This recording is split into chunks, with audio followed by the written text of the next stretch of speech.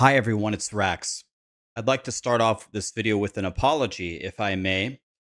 Usually on every PoE launch, last Epoch launch, anything like that, I just have an avalanche of videos, right?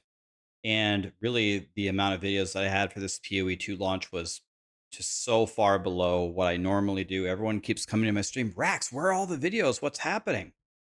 I don't have a good excuse for you guys. It's just I had so many things that I had to do simultaneously. I just didn't get out the content that I wanted to get out for you. So I apologize. It's not going to happen again.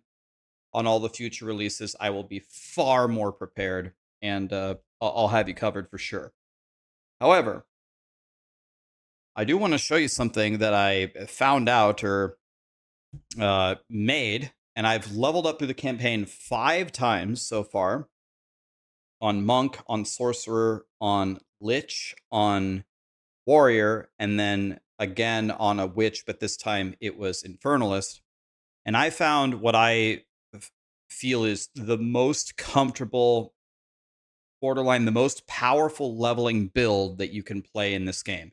And the best part about it is the leveling build transitions into one of the most powerful endgame builds in the whole game.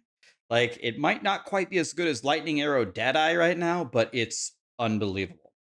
So I want to show you how this works. The first thing I want to show you is a little clip. Now, the what I'm playing here is this is hardcore SSF. Hardcore means I only have 1 life, so I can't die.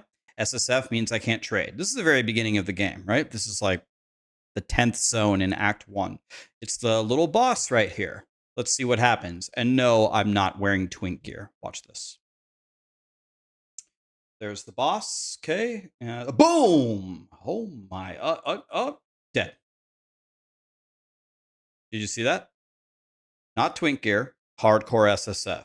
How? What the hell was that? How did that happen? About to show you. About to show you how this build works. And I'm still alive in hardcore SSF. I'm level like 88, just still cooking in T15 maps. My 4 Ascendancy's done.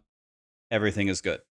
So 2 seconds about how did I, what is this build? How did I come up with the idea of it? Playing a bunch of different builds. And of course, we hear about all the really powerful builds, the Lightning Arrow Deadeyes. I'm trying to stay away from Lightning Arrow Deadeye. I've already played that a lot. I don't want to play that. Everyone's playing it. I want to do something else. Goratha has his really powerful purple fireball build. People love that. Awesome. I haven't gotten to play it yet. I hope that I will be able to soon. But one archetype that I kept hearing is just amazing is minions. And I said, okay, I'll make a minion build because I had minion builds at the beginning of the league or at the beginning of POE2 with SRS, and people love that build. You do the firewalls and the SRS things come out and they murder. But then Grinding Gear Games crucified it and nerfed it. So it's like, ooh, early game minions, that doesn't sound so good. But then they got a buff this time, and I'm like, all right, maybe we try it. And I know I'm hearing how great the Spectres are in the end game. Let's try a leveling build. But then I was sitting there and I was like, well, I just leveled hardcore SSF as a Lich with Essence Drain Contagion, which I made that video last time. And that build murdered for me last league, and it still murders for me this league. One of its only weaknesses is it isn't the best bosser until you get really good gear. So I was sitting there and I was like, I have an idea that usually never works in ARPGs. What if I played both at the same time? What if I just loaded up on my minions and then I played Essence Drain Contagion?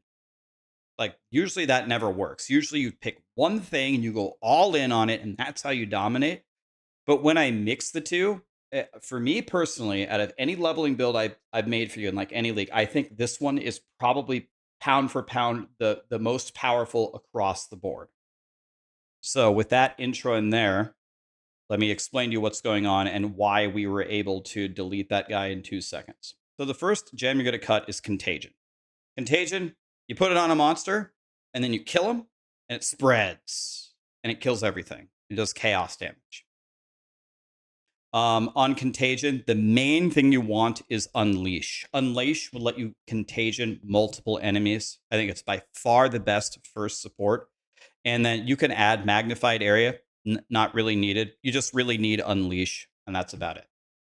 Essence Drain combines amazingly with Contagion. It's again like something that you can throw. It's like the Chaos Dot, and you want to put Chain on it so it ricochets. By the way, the supports now have different tiers like 1, 2, and 3. I'll just show you the highest one that you want. If it says 2 and you can't cut 2, but you can cut 1, just cut 1. So that's how we'll do that so it's not confusing. But in general, when you play Essence Drain Contagion, you put Contagion on something, and then you just throw some Essence Drains, which chain around, and then they're all double poisoned, and then the poison spreads and it just clears the whole map. So you just keep walking all the time. Drag the monsters with you. Poison, poison, poison, poison. It spreads everywhere. The whole map dies. It's extremely strong. Then you can add something like Swift Affliction to Essence Drain, make it do a little bit more damage, and then Controlled Destruction later. We're playing Essence Drain Contagion. It's really strong. Now we get to the minion part. You get Unearth right away. Unearth is amazing. I would never take this off my bar. Even in the endgame, when you're doing Gazi's super endgame Spectre build, I still wouldn't take it off my bar. I still wouldn't take it off my bar even in softcore. The only situation where I would take this off my bar is if I had so many skills that I ran out of options. But right now, this spell is giving me 22 extra minions. Pretty much at all times, except for on bosses sometimes. 22 extra minions? That's something that you cannot pass up. What happens? So you put Contagion on a monster, it spreads, they die. You put Essence Drain on the monster, it spreads, they die, right? If you unearth the corpses and they rise from the dead and they were poisoned, when you res the minions are poisoned. Then they run forward and bite everything and poison them again. Not to mention that it gives you a massive army that's just tanking for you. So you just poison everything, then you raise them from the dead and you just keep on walking. All the little trash in the whole game just gets farmed by that alone. The supports here don't matter really at all. Give it maim, give it blind. Not important. We're just here to res the minions and have them tank for us and move the poison forward. Now, on your weapon, you will get a Rattling Scepter, hopefully, and it will grant you the skill Skeletal Warriors. You'll get 2 warriors by default. That's what we're going to use, just 2 skeletons. And we're going to need the skeletons later. In the beginning, they're just there to tank for you and do a little bit of damage. But later on, they're important. We need them. So you really would prefer it to be a Rattling Scepter. And these guys don't do very good damage. We're just trying to keep them alive. So this just keeps them alive, and this keeps them alive. You can throw some damaging stuff on them early game if you want. They don't do that much damage. The snipers are the reason why that boss died instantly. So when you have the snipers, this is what you're going to be spending your spirit on. When you get like the spirit, normally you cut a gem and you reserve your spirit. Nope. You spend your spirit on the snipers to get more and more snipers. And the snipers themselves, they do pretty good damage. They're all right. It's nothing crazy, but, they're chipping down the enemies. But the snipers give you an ability that you need to put on your bar. It's called like gas bomb or gas arrow or something. What you want to do is you want to cast that on the bosses or on the elites. Puts a gas arrow under them, and as you probably already guessed, you can detonate it. What you could do is you can put firewall on your bar or something to detonate it yourself, but we ain't got no time for that. We don't want a bunch of buttons. We already are doing Essence Drain Contagion, resing the dead. We're already pressing the bomb. That's already a lot of buttons. I don't want more buttons. So what do? I get Fire Attunement. The supporting attacks gain damage as extra fire damage. And that, for me, was enough to make the enemies ignite and then they move, and then they blow up the gas cloud, and then they die. Go back here and check this one more time. Fun, because I mean, it just gets sweeter every time. The gas cloud is down. A boom! See the ignite, half up, gone. Sayonara. It's the perfect combination here. It's massive AoE. These two things are just an army of stuff just to stand in your way so nothing can hit you. And then the sniper has essentially a delete boss button, and you don't even have to detonate it if it has fire attunement. Now, some monsters might have a lot of fire res. Sometimes it's like hard to get the ignite going. In that situation, maybe you just cut a firewall just in case it's not getting ignited, and then you throw one firewall in those situations. But I never did that. I never used firewall one time. Murdering everything. That's all I do in the first 3 acts. Just this. Crushes everything. When you get to Act 3, Gazi and the whole minion community have looked at all the specters, which is essentially monsters that you kill, you can raise them as your minions. When you get to Act 3, there is a very, very powerful monster called a Val... What's it called? Did I write it down here? Val Overlord? Val Guard. And it's an Exile. It's like right before the Viper. And these Val Guards throw these like poison bombs. And they're real strong. You can use these through the rest of the campaign. So at this point, I drop all of the snipers. I take all my spirit out of the snipers. I cut a bind specter gem, which gives you the skill raise specter. I go to Utzel, and I look around for the guys that are throwing the bombs. I kill them.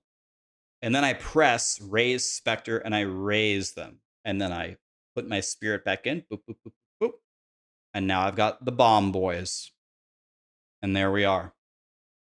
So for them, I give them Feeding Frenzy for more damage, multi-shot, so they throw more bombs, and then rapid attacks, so they attack faster. By the way, did I cover for snipers, just put in Feeding Frenzy and rapid attacks just for more damage.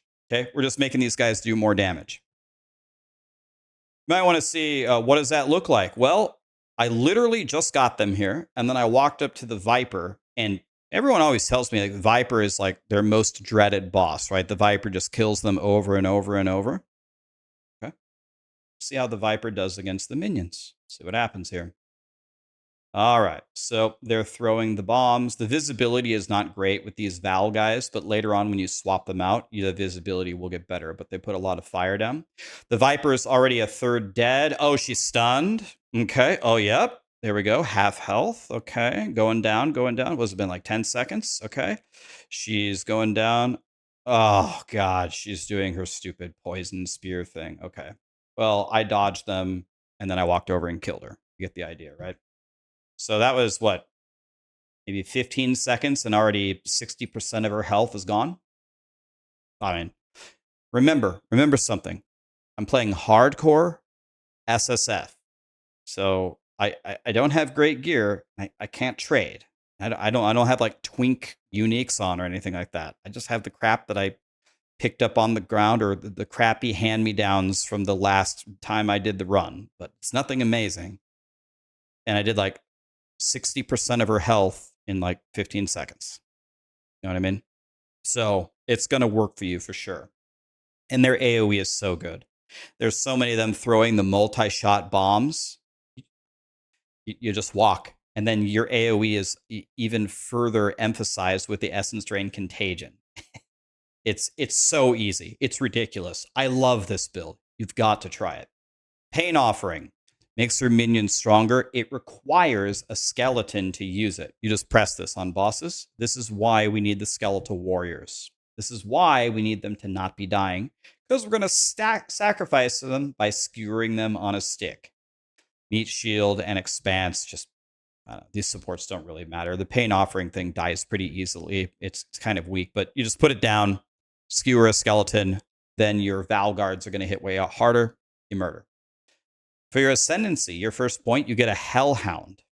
Now, this Hellhound is awesome. He's going to help you ignite. He's going to tank for you. He doesn't really do that much damage. His damage is kind of meh. So that's why you see the supports that I'm going to use are just going to mostly be just to help us. Loyalty, 10% of the damage that you take is going to take from your Hellhound instead. We're just going to keep him alive. And hulking. Hulking usually has, I think, an increased spirit cost, but it makes them gigantic, which makes them a lot more powerful and tankier. But the Hellhound doesn't cost any spirit. So you just throw gigantic on it. As far as I can tell, there's no penalty for it. So, of course, we use hulking here.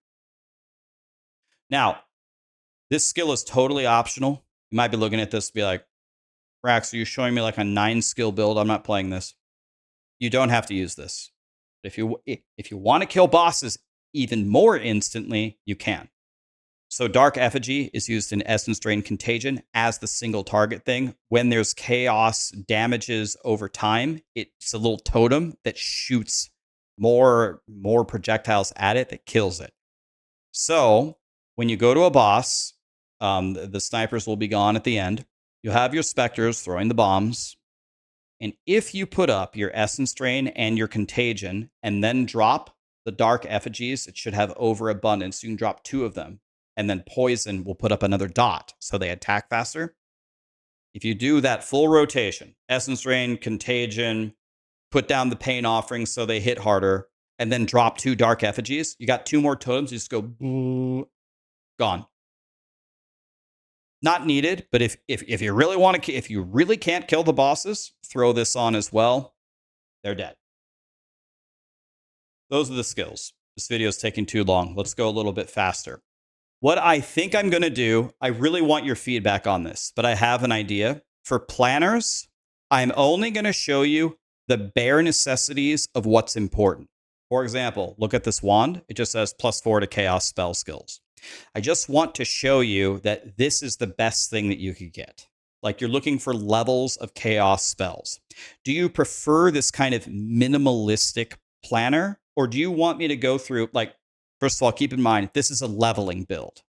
In an endgame build, of course, I would show you every item and every single stat. But when you're playing a leveling build, you never have jack shit. So I think it might be smart just to show you, what are you really looking for? You want a wand with plus chaos spell skills, or plus spell skills, all spell skills. Let me know if you hate it. I'll do it the other way. That's what you want. Then in your offhand, you want a Rattling Scepter preferred. If you can't get Rattling, then you can get some other scepter that has a ton of minion skills on it and a lot of awesome stats for minions. But the Rattling Scepter gives you the Skeletal Warriors, which let you use your Pain Offering. So that's something to consider. It really helps to get a Rattling Scepter. Your body armor is important.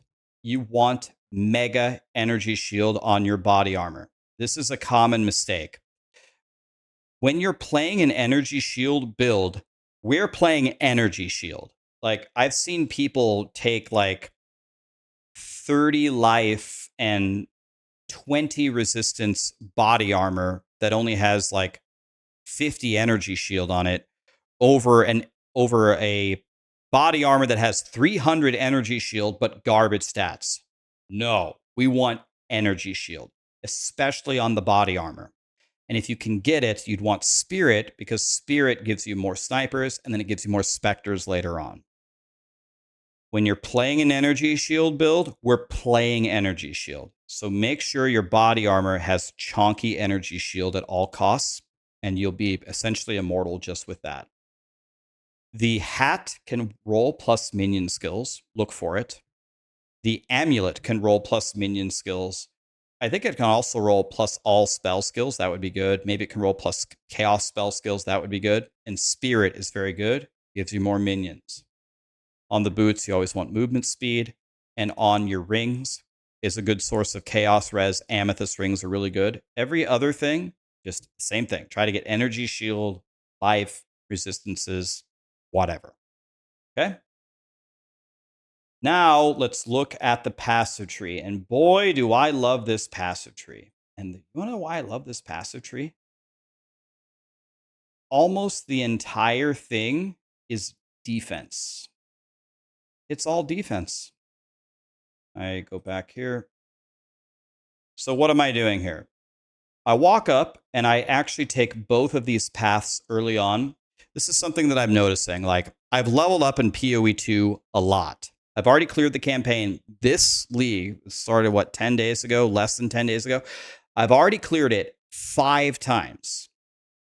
Monk, Sorcerer, Lich, Warrior, and Infernalist. The last 3 were hardcore SSF. So I cleared it 3 times in hardcore. And one thing that I'm noticing about leveling up with the passive tree is usually at the start, these nodes are pretty insane. Like,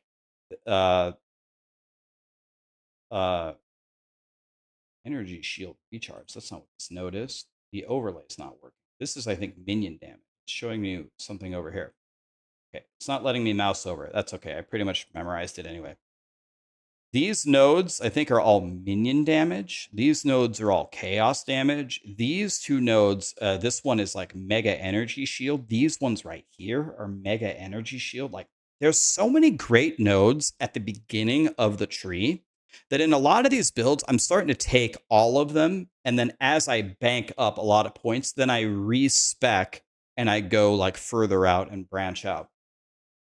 But after I take these damages, you're going to notice I just start loading up on defense. This is defense. This is defense. This is defense. This is offense. This is minions do damage when you attack. I don't know why the tooltips aren't working. I guess they're just trying to test me. This is minions attack when you do damage. I think this is something like you gain spell damage when a minion dies. And then we're going over here, and then we're going to try to keep the minions alive. This is minion health. And this is minion physical damage from minions breaks armor.